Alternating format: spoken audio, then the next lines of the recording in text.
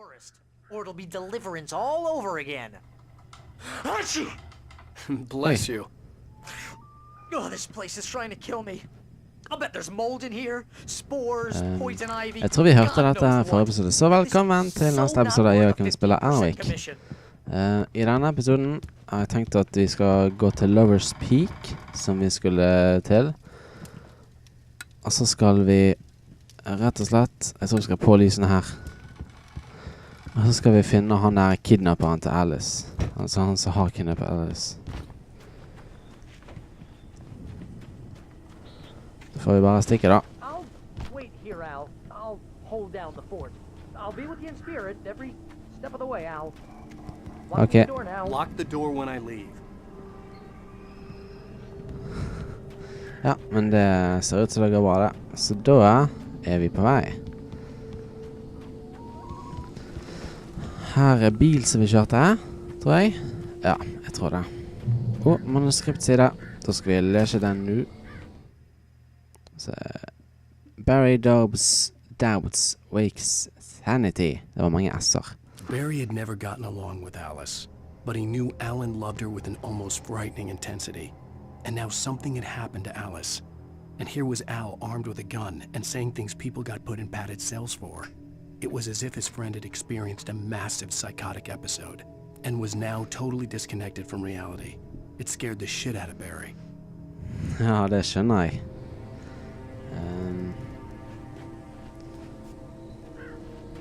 Det skjønner jeg egentlig ganske bra, fordi at det ikke normalt at folk begynner å plappe om. I knew I should have gone to the cops. This wasn't the smartest thing I'd ever done, but I was still angry with Barry for trying to talk me out of it. These people had called me right in the sheriff's station. The cops wouldn't scare them, and they had Alice. Japp. Nå glemte jeg hva jeg skulle si. Bare på grunn av Erik. Typisk ikke. Oi. Jeg tror Alan kvapp litt til henne. Hallo? De forsvant plutselig. Prøv å gå inn her da, kanskje. En radio. Nå skal vi høre på. Welcome back to the show, folks. As promised, our very own Dr. Nelson has just parked his rear end in the studio. Doc, what's your dear Jeg liker å høre på radio, jeg. My plan? You make it sound a lot more organized than I ever seem to manage.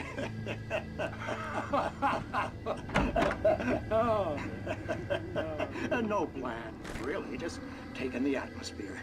I'm getting a little too rickety to do much more than that, you know. Oh, tell me about it. No sack race for us older. Oi, hva var det? Yes, exactly, Pat. But I'm going to check out the parade, of course. And I'll be one of the pie contest judges, too. Aha, så den skal smake pie. Well, that takes a different kind of constitution. Oh, yeah, it's my kind of exercise. Now, Doc, seriously, you're in pretty good shape, though. You're the outdoors type. I know for a fact you're an avid fisherman. That's right. Matter of fact, just caught a heck of a largemouth. Jeg snakker med han der som... But you're not taking part in the fishing contest? No, not this year. See, Pat, I'm just not that competitive anymore.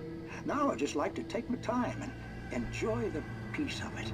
It's no fun if I need to worry about what I'm catching, you know? Considering your track record, the participants are probably pretty happy you feel that way. Well, Pat, that's kind of you to say. Ja, han snakker med han der som... han er doktoren som var og... ja, han doktoren som var fikset på oss i begynnelsen av dette kapitlet av veldig viktig da. Nå er vi jo kapittel 2. Episode 5. Ja, hva skjer? Hallo? Oi, hva har skjedd her? Jeg har ikke så lyst til å gå inn der egentlig. Det ser litt ødelagt ut da, men jeg kan jo ta meg en liten kikk, som bare for å se om jeg kan finne noe nyttig der.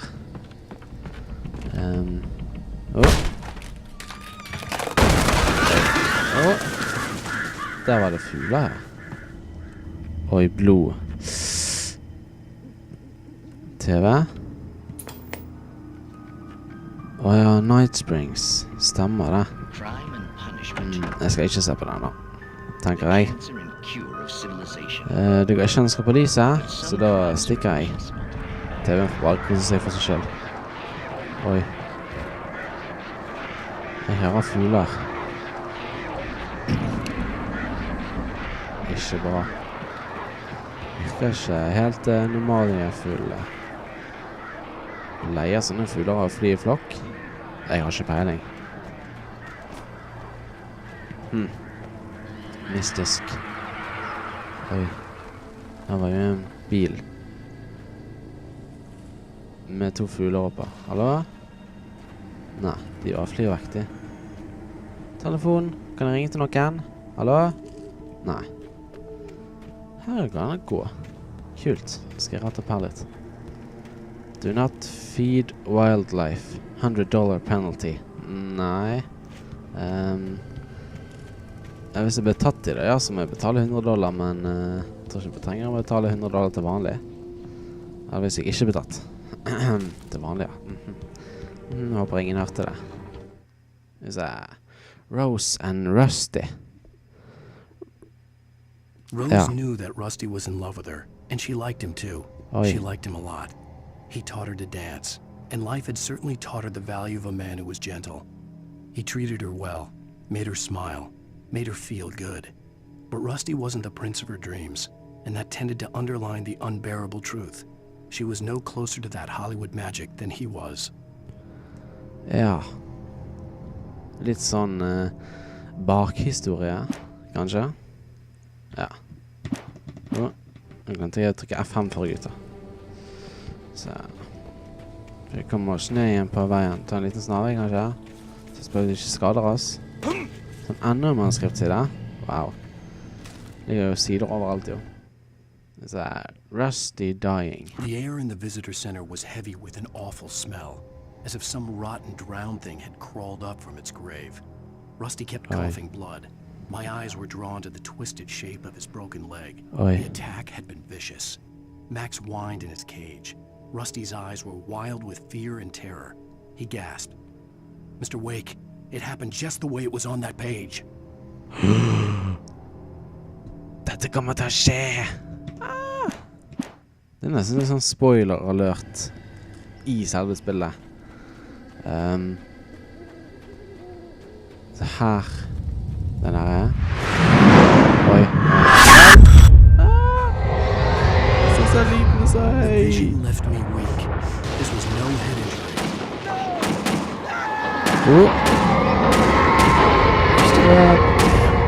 Rusty, hang on! I'm coming! Please, help me! Help me! Jeg kommer. Help me! Can you hear me? Anyone? Please, help! Hello? Back here. I'm back here. Hey. Mr. Wake? Er foten hans vrengt? Oh, hell. It happened just the way it was on that page. I found. Came true. It knew. So dark. It'll come back for me. You must... The lights. In the office. I have the key. Okay, Rusty. Hang on. I'll be right back. Whatever did this could be R.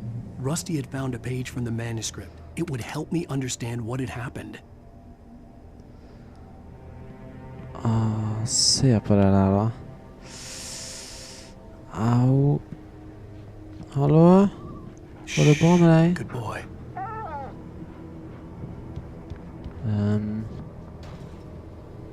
Ok, jeg tror vi skal kjappe oss og få tilbake på lysene da. Og den står helt urørt, tror jeg. Ja. Vår kjære lille The mammut. only way to make sure that Rusty was safe was to get the power running and the lights back on. Jepp, vi får gjøre det. Jeg så en manuskriptside her. Det var nesten jeg gikk på den. Han hadde ikke sett skriften på skjermen, så hadde jeg gikk på den. Rusty attacked by the dark presence. The visitor center was sturdy, but the impact turned the front of the building into splinters. Rusty was thrown across the lobby like a rag doll and hit the far wall hard. Yep. It didn't hurt until he tried to move and saw his leg bend the wrong way. Felt the broken rib stabbing him on the inside. Rusty howled in pain and fear, suddenly afraid to die alone. Wow. Da får vi bare låse opp denne her da. Sånn først og fremst. Hallo? Noen hjemme? Nei, ingen? En ny side. Det er jo sider hvert rundt rundt hvert eneste hjørne. Wake reaches a safe haven of light. At the last instant, I changed direction and threw myself down. The axe splintered the trunk of a tree. I stumbled into the pool of bright light. My lungs burned. I was too exhausted to move. I tensed as I waited for the killing blow, but it never came. I raised my head. Nothing moved in the darkness beyond. For the moment, bathed in the cold light, I was safe. Så de dukker ikke opp når vi er inne i lyset. Vil jeg si. Det er ganske flott da. De der kan ikke gå, så du må gå her.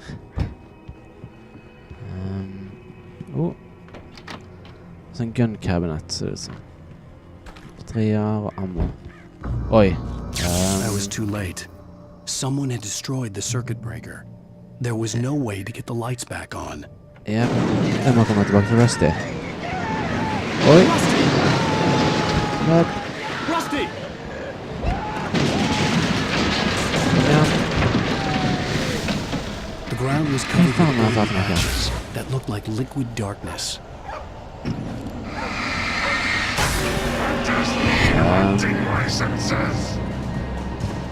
Ok. Hvor sier du det?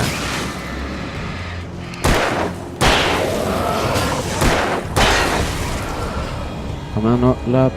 Jeg må finne han. Hvor har han blitt av? Something had torn a mammoth-sized hole in the wall. Det er ikke den som hadde tatt hull i her, nei. Please don't feed Wow. the animals. Nei, der kan jeg ikke gå. Is only permitted for those visitors who purchase a park fishing license. Hallo? Obey Oi, jeg må si på taket. at all times. Rusty? Rusty, no! Never, Ok, jeg må ta han. Jeg har ikke noe valg. little closer than 25 yards. Pets must be leashed. Never leave your cat unattended. Jeg har ikke noe valg. Jo, han har fett. Sånn, da må vi ta To han. remove any Oh. objects or his Wow. Under a thin layer of skin achievements. Her kommer flere år som etter hesten har sluttet. Han kastet noe. Litt koselig. Au! Hva er vitsen med det da? Ja, jeg får plukke opp litt ammo før jeg går da, siden jeg vet at det er her. Så skal jeg kunne få flere batterier, siden jeg kommer sikkert til å trenge det. I alle fall, vi fortsetter med en svært dårlig kondis, tydeligvis.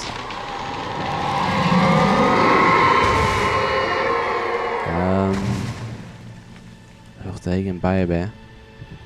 Eller var det bare meg? Jeg tror det bare var meg. Ok, det er sykt lys i disse her lysene, altså. Utrolig lyst. Oi, er det Barry? What? What the hell was that? I saw from the window. I saw something. Forget about it, Barry. It's just me going crazy. Oh, jeez. Oh, jeez. You're not crazy. I wish you were crazy, but you're not crazy. Ow, be careful. Stay in the cabin. Don't open the door for anyone. I mean it. Den skadespilleren gal. Han er så morsom av og til. Ok. Noen som står og har litt fin utsikt, så tror jeg vi kan lese denne her. Selv om vi ikke ser utsikt når vi leser da, men det får det være sånn. Rusty's final thoughts. In that last instant of consciousness, Rusty thought about Rose. He was older than she was. Rose was barely out of her teens, but she made him feel young and forget what a train wreck his long-dead marriage had been. He still wore the ring. He'd been waiting for her to tell him to take it off. Now she never would. Åh.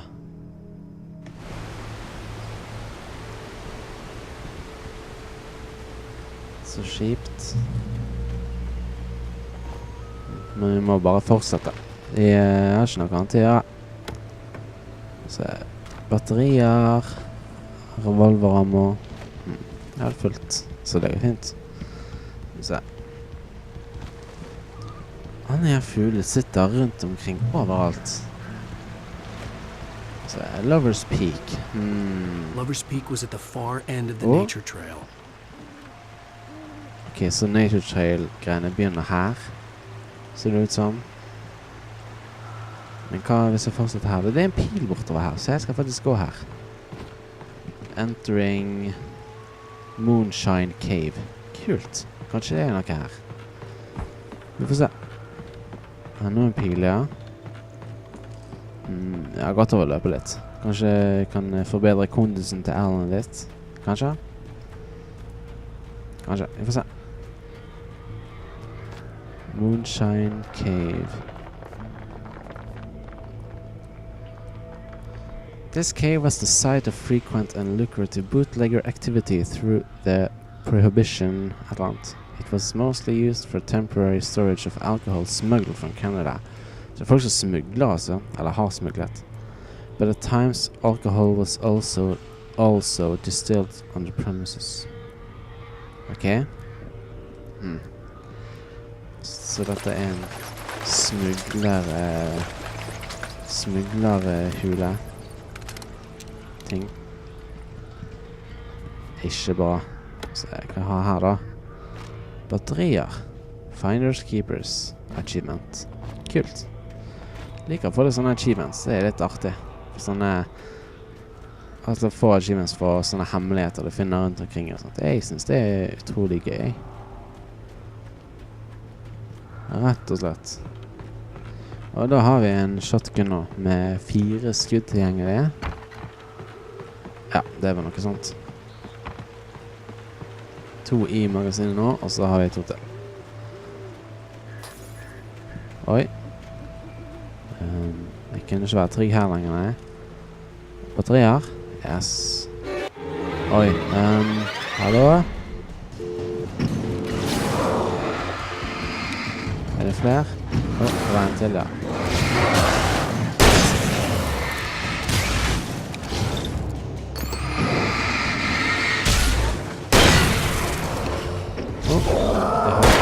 Jeg skudd i kjøsken likevel. Nei, for det viser totalskuddene. Det her, det er nummeret. Og så, ja. Hiking trail. Så, dogs must be leashed at all times.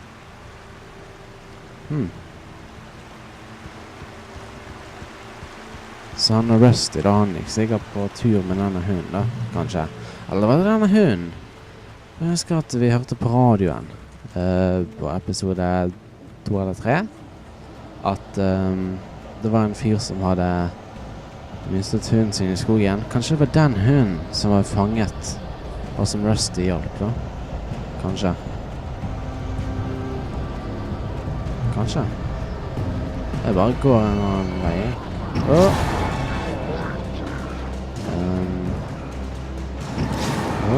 Det var en svær fyr da.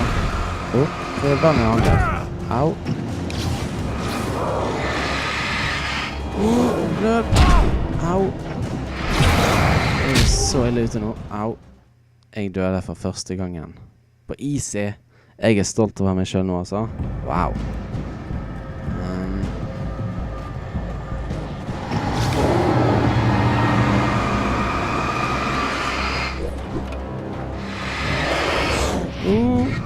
Cinematic dodging. Wow, det er kult.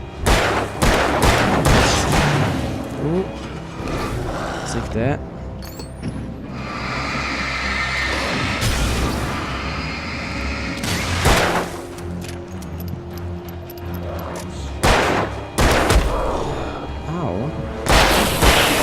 Sånn.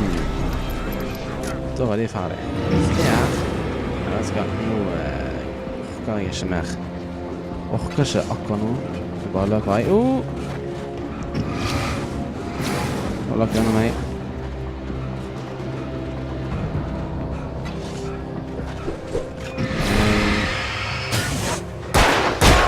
Au, den traff meg rett i hodet da.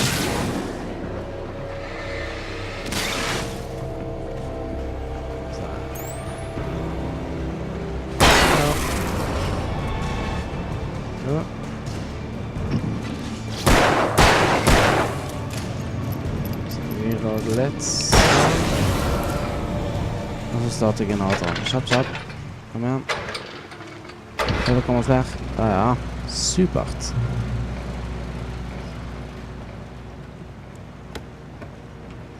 Revolver-ammo, batterier. Supert, altså. Har vi noe her? Jeg har ikke funnet manuskriptsider på lenge nå. Det er noe som ødelagt telefonen. Hva skjer med at jeg ikke finner flere manuskriptsider? Der var det en. Wow. Akkurat når jeg nevner det, så finner jeg det. Det er typisk. Wake sees the torch symbol. I turned the corner, afraid of what the flashlight's beam might reveal. Suddenly, a roughly painted symbol of a torch glowed in the light. Behind it, hidden by a rock, sat a battered metal trunk. It was here for a reason. Packed with supplies, batteries, flares, ammo. Things you need to make it through the darkness of the night. Something left behind by someone who knew what I knew, and more. Oi. Hvem kan vite alt det? Jeg har ikke peiling. Vi får vente og se. I alle fall.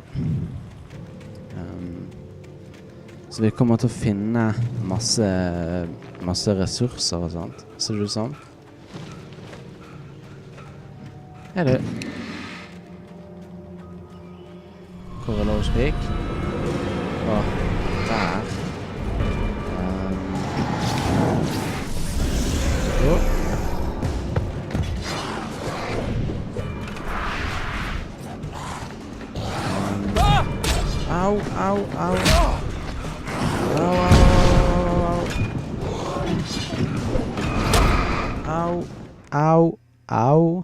Au. Hvorfor er du så slemme med meg? Bear alert. Vel, jeg er ikke så redd for bjørner akkurat nå da. Nå er jeg mest redd for de her. Han tok jeg på ett skudd, han. Kult. Jeg tror jeg skal løpe litt tilbake, egentlig. Sånn at jeg får de liksom på en rett linje etter meg. Og så kan jeg ta flere på en gang.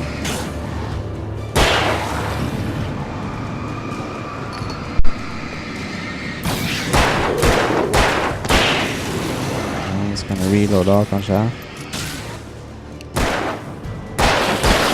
Nå ble det jo plutselig kjempelett. Så må jeg bare lyse litt til på han. Sånn. Nå ble det plutselig utrolig lett, altså. Det må jeg si. Men jeg... hvor skal jeg nå da? For safety, stay on the hiking trail. Ok, da tror jeg egentlig jeg skal bare rett gjennom her borte. Through tree. Ja, det er et tre dette her. Og når vi har gått inn her, så skal jeg rett og slett avslutte episoden. Så tusen takk for at dere så på. Husk å like og abonnere, så snakkes vi i neste episode. Ha det!